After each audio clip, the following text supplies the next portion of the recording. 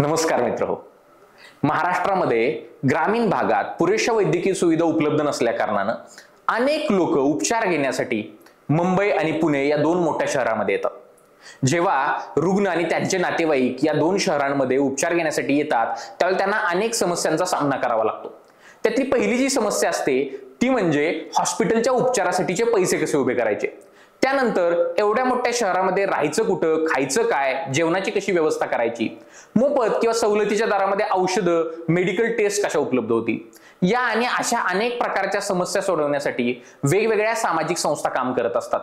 आपण बऱ्याचदा ऐकलेलं असतं की सामाजिक संस्था हॉस्पिटलच्या उपचारासाठी मदत करतात, पण कोणती संस्था कशा स्वरूपाची मदत करते, त्यासाठी काय करायचं असतं, अर्ज कसा करायचा, या सगळ्या गोष्टींविषयीची माहिती आपण आजच्या व्हिडिओमध्ये जाणून घेणार आहोत.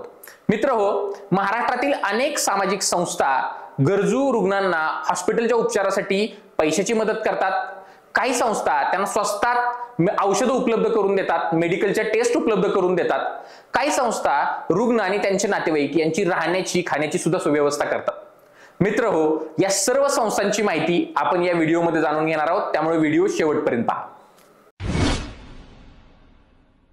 गरजू आणि गरीब रुग्णांना हॉस्पिटलच्या उपचारासाठी आर्थिक मदत देणाऱ्या सामाजिक संस्थांमध्ये मुंबई आणि पुणे शहरातील काही सामाजिक संस्था आघाडीवर आहेत.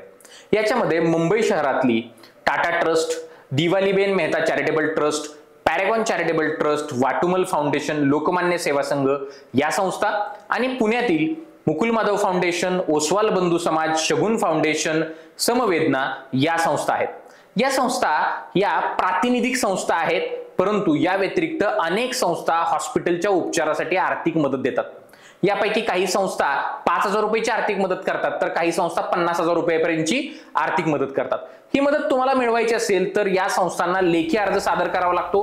अर्जासोबत तुम्हाला रुग्णाचे हॉस्पिटलचे रिपोर्ट, त्यानंतर त्याचा उत्पन्नाचा दाखला, त्यानंतर हॉस्पिटलचं कोटेशन ही कागदपत्र सोबत जोडून तुम्हाला 1 महिना किंवा 15 दिवस आधी उपचार घेण्यापूर्वी अर्ज ट्रस्टच्या पत्त्यावर जाऊन सादर करावा लागतो, ट्रस्टच्या कार्यालयात जाऊन सादर करावा लागतो.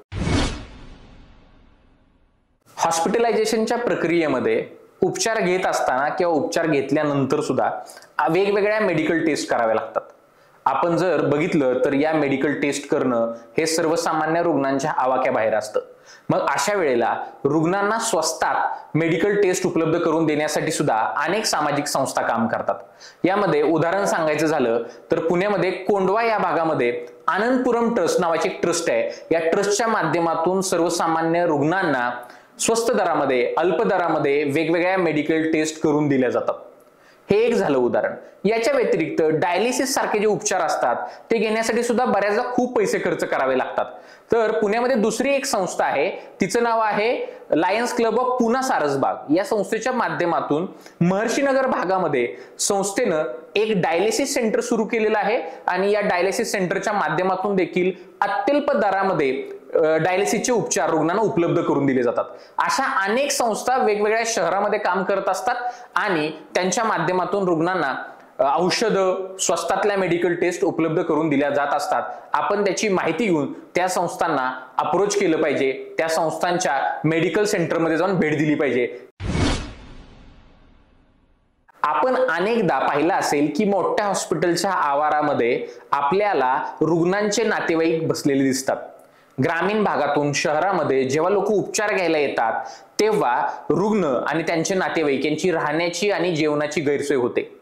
अगदी उदाहरण म्हणून सांगायचं झालं तर टाटा कॅन्सर हॉस्पिटलमध्ये देशाच्या वेगवेगळ्या भागातून लोक येतात आणि तिथं आलेल्या लोकांच्या हॉस्पिटलच्या उपचारासोबतच त्यांचे जे नातेवाईक असतात त्यांची राहण्याची सोय होत नाही, जेवणाची सोय होत नाही. यासाठी मुंबईतील शांती आवेदन आश्रम ही जी संस्था आहे ती रुग्णांची राहण्याची आणि जेवणाची सोय करते. याच्या व्यतिरिक्त आपल्याला मुंबईमध्ये संत गाडगे महाराज ट्रस्ट मुंबई या संस्थेच्या माध्यमातून मुंबई शहरामध्ये 4 धर्मशाळा चालवल्या जातात. येथे देखील रुग्णांच्या आणि त्यांच्या नातेवाईकांची अल्प दरामध्ये राहण्याची व्यवस्था केली जाते. याचबरोबर नाना पालकर स्मृती समिती ही परळ भागातील जी संस्था आहे ती संस्था देखील बाहेर गावावरून येणाऱ्या रुग्णांना राहणं, त्यांचं निवास, भोजन याची व्यवस्था करते आणि याचबरोबर त्या रुग्णांना हॉस्पिटलचे उपचार घेण्यासाठी जे मदत सहकार्य करता येईल ती करत असते. हे झालं मुंबईचं, परंतु पुण्यात देखील अशी एक संस्था काम करते. ती संस्था आहे जनकल्याण समिती. जनकल्याण समितीच्या माध्यमातून पुण्याच्या एरंडवणे भागामध्ये सेवा भवन नावाचं एक भवन उभं करण्यात आलेलं आहे आणि इथे देखील ग्रामीण भागातनं जे रुग्ण येतात त्यांची राहण्याची आणि भोजनाची सोय केली जाते. त्यामुळं जेव्हा जेव्हा तुम्ही अशा शहरांमध्ये उपचार घेण्यासाठी याल तेव्हा तुम्ही या संस्थांना संपर्क साधू शकता. तिथे तुमची भोजनाची आणि निवासाची व्यवस्था होऊ शकते.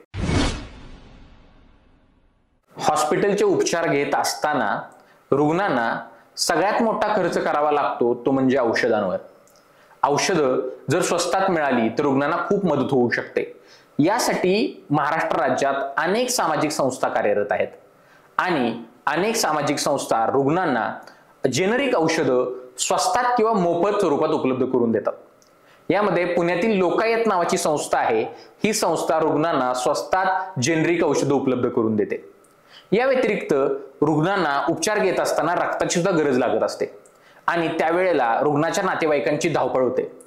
विशिष्ट रक्तगटाचं रक्त रुग्णांना बऱ्याचदा उपलब्ध होत नाही आणि अशा वेळेला उपयोगाला येते सामाजिक संस्था.